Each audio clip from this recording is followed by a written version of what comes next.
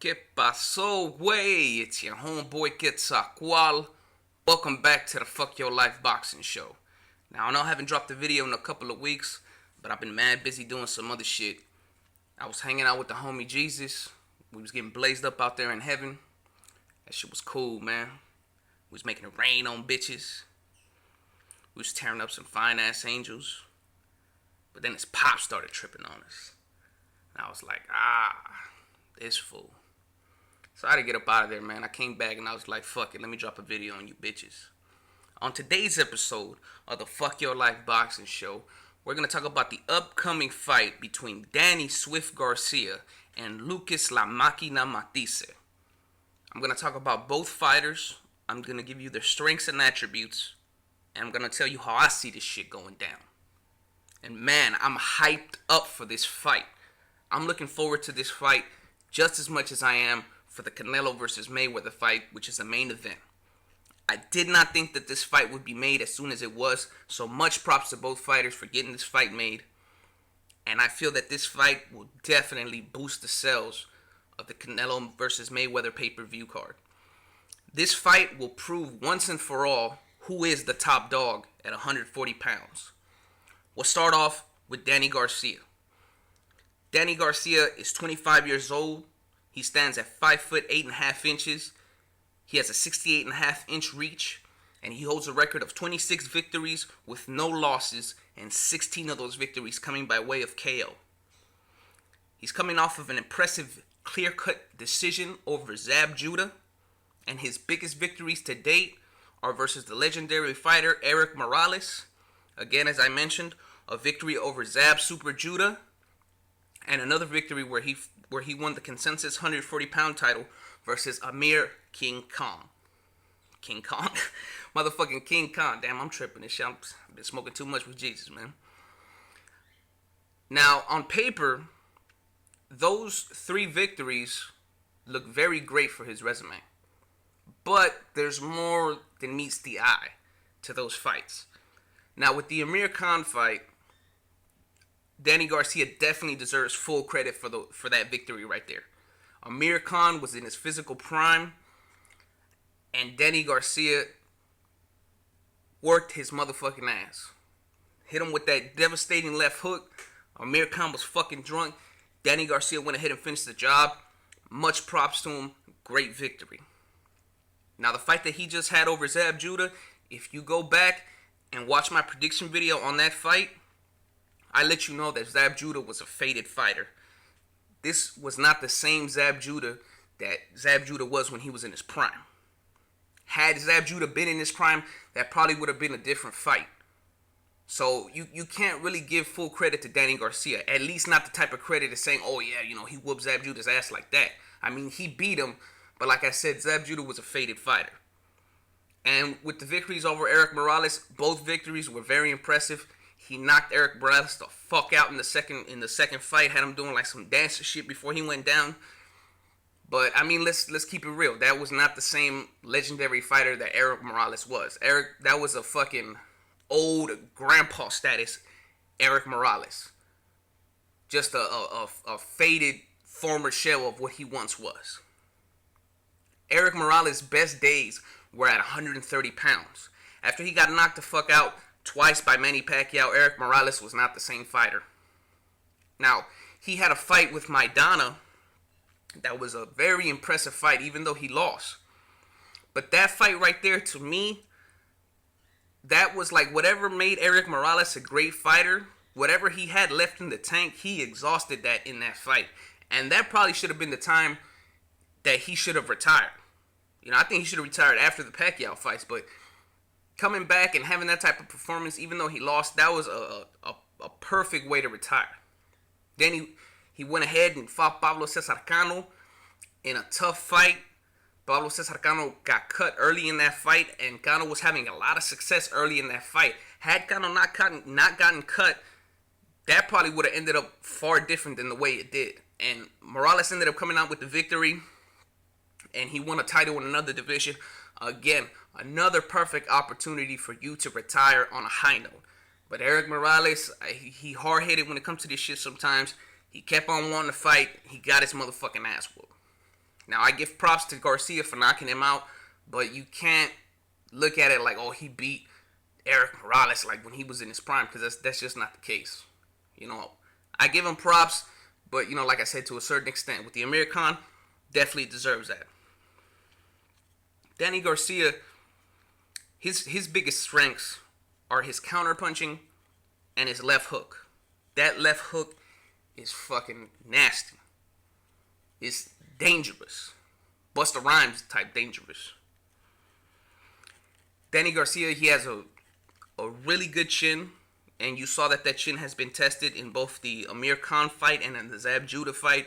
You saw in the Amir Khan fight, Amir Khan was landing some big flush shots on Danny Garcia, and Danny Garcia took those shots very well. He ended up coming back, knocked Khan the fuck out. In the Judah fight, Garcia pretty much won most of the rounds. Zab Judah had a late rally, late in that fight, started landing some big shots on Danny Garcia. Danny Garcia, again, took those shots well. He's got a good chin. He's very tough. Has a lot of heart. You got to give him props for that. He's a good all-around fighter. There's nothing that really stands out as a huge flaw with Danny Garcia. His defense isn't great, but again, he doesn't have horrible defense. He's actually got some solid defense for the way that he fights. He's got some good head movement. He moves around in the ring well, as you saw versus Zab Judah. He's not just a brawler.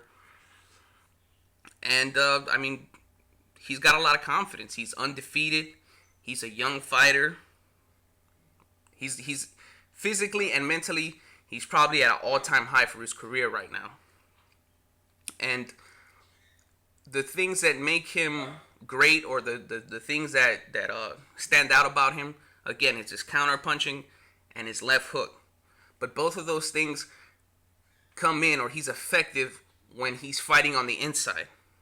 Those counter punches and that left hook, those things come into play when he's exchanging shots with the fighter. So he's going to have to be inside the pocket with Matthysse if he wants to land those big shots. Now let's get to Lucas La Máquina Matthysse. Lucas Matthysse is 30 years old. He stands at 5 feet, 6.5 inches. He has a 69-inch reach. And he holds a record of 34 victories with 2 losses, and 32 of those victories coming by way of knockout. He's coming off an impressive victory over Lamont Peterson, stopping Peterson in the 3rd round. Nasty fucking left hook that he caught Peterson with. He got fucked up. Prior to that victory, he knocked out Baby Pacquiao, a.k.a. Mike Dallas Jr., devastating knockout in the 1st round. Dallas Jr. got hit with a ferocious shot, went down, looking just like his soulmate Manny Pacquiao, looking like Baby Pacquiao, and it was over. Lucas Matthysse has a granite chin. I've never seen this dude hurt, never seen him stunned, and he has massive power to go along with that chin. Now, Danny Garcia, he's got a nasty motherfucking left hook. And he showed you in the Zab Judah fight that he also has some pop in that right hand. But not to the extent that Matthysse has. Matthysse has KO power in both hands. One thing that stands out about Matthysse as well is that he's a power puncher that possesses good technical skills. Now, those technical skills, he doesn't utilize them in the same way as, say, a fighter like Devin Alexander would. You know, he utilizes these skills more so to set up shots. You know, even though Lucas Matthysse is a brawler, you know, and he throws wide punches, those aren't wild punches in the sense that they have no meaning behind them. He throws those to set up his shots and catch you with something big afterwards.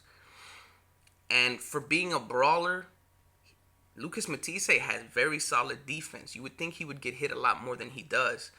And just having solid defense with massive power and a granite chin, that is fucking dangerous. That's lethal.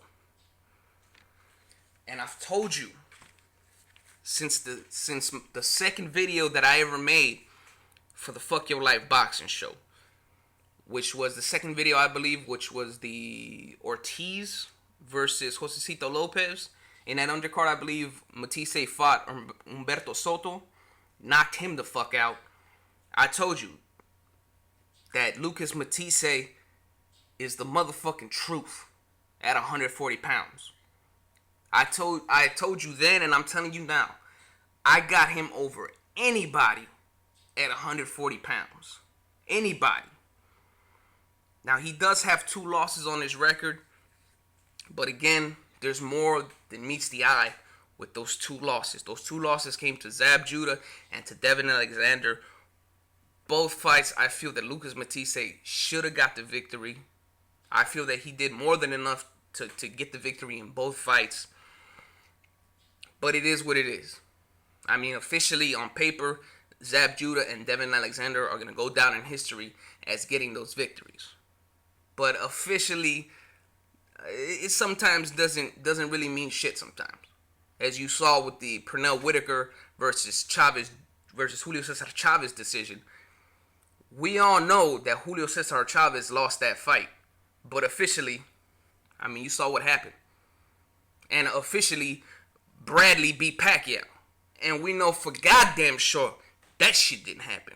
So officially, sometimes don't really mean shit. Now, the only knock that I would have on Lucas Matthysse is after the fight.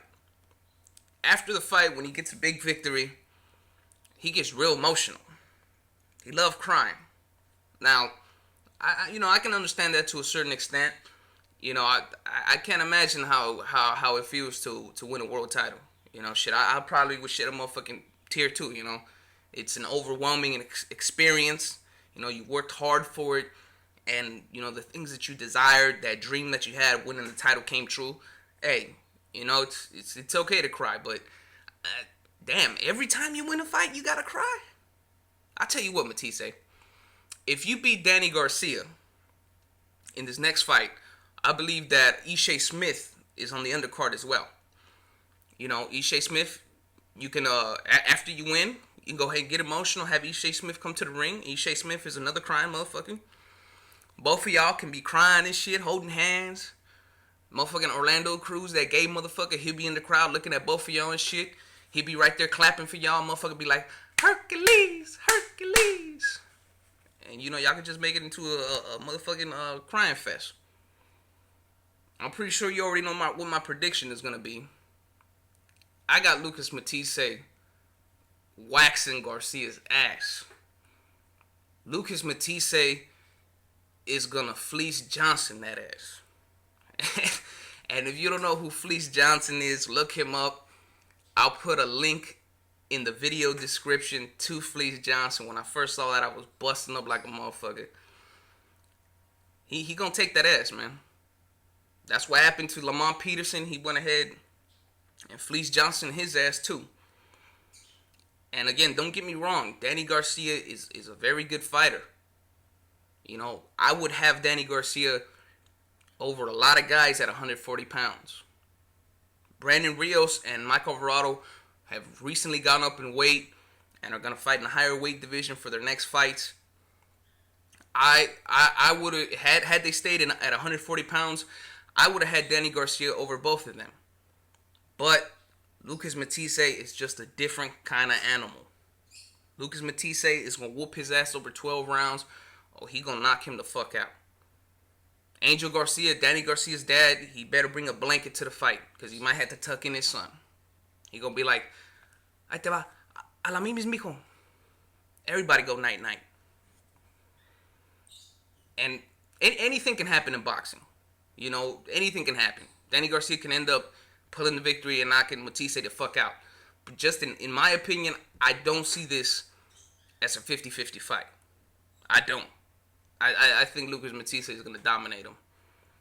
And if by some chance Danny Garcia ends up with the victory, I'm going to give him his props. I'm going to give him all the props in the world. I'm not going to hate on him. I'm not going to come up with any kind of fucking excuses. I mean, I peep out YouTube videos all the time. Like, I was watching some shit where people were making videos like Canelo, ducking Trout, part 75 and a half. And they was talking about how Trout was the best 154 pounder and how Canelo was ducking him. Then Canelo fights him. And afterward, instead of giving Canelo props, dude is gonna come out and motherfucker was like, well, now that I think about it, Austin Trout wasn't the best 154 pounder. He should have been fighting Lara. That's who Canelo needs to be fighting. I was like, God damn. He damage controlled his way out that motherfucker. You know, I'm not gonna do no shit like that. Now, as I told you with the Eric Morales being faded and Zab Judah being a shell of his former self, I told you those things prior to those fights. I told you that in my prediction videos. You can go back and check that out. I didn't say that shit after the fact. So if Garcia wins, I'm gonna give him his motherfucking props. I'm not gonna hate. Let me know what you think of this fight. You know, I want to get your opinion. Who do you have? And again, you don't have to agree with what I say. You know, if you feel that Danny Garcia is gonna win, that's fine. You know, let me know why. Go ahead and you know, put down your opinion and let me know what's up. But I've learned in some of my recent videos, I learned the lesson of don't feed the trolls. Don't feed the trolls. Now, I can respect your opinion, but if you come on some trolling shit, it's like, come on, man. Because, I mean, you got some motherfuckers that just want to argue with you just for the sake of fucking arguing. You know what I'm saying? Like, you could tell this motherfucker that grass is green, and he have a fucking problem with it. You know, this motherfucker be like, don't you corner me into answering that grass is green. You're just trying to win a debate. And I'm like, what the fuck? I didn't know that this shit turned into the movie The Great Debaters. So I'm over here arguing with motherfucking Denzel Washington, right? And he just a hard-headed motherfucker. Motherfucker just can't get it in his head that I'm not trying to debate with your ass. I'm just trying to see what the fuck your opinion is. But that's what it is. Some motherfuckers is just obsessed with trolling. They like, just like that motherfucker from Schmeagol from Lord of the Rings and shit. He was obsessed with the ring. They obsessed with trolling. Motherfuckers like, trolling. So when this motherfucker came with that bullshit, I was like, God damn. Why did I have to feed motherfucking Schmeagol? I should have let this bitch starve. But you know what? You come with that trolling shit, I'm going to just let you do your thing. Just, you know, I'm going to let you stick to your little conspiracy theories. You know, tell us about how Trayvon Martin was really an alien and how all this shit was fake and how he was a blood sacrifice for Jay-Z. That's why Jay-Z had the #1 album. You know, do the shit to the fullest. You know, put your little motherfucking tinfoil hat on and tell us what you see when you're on them motherfucking shrooms. But like I said, let me know your opinion. And as always, if you like this shit, hit the like button, hit the subscribe button. And this is your homeboy Quetzalcoatl signing the fuck on now. Oh yeah, one more note. Lucas Matthysse, he's off balance sometimes when he throws those shots. He better not do that shit against Danny Garcia, because he will get motherfucking caught. Sign the fuck on out.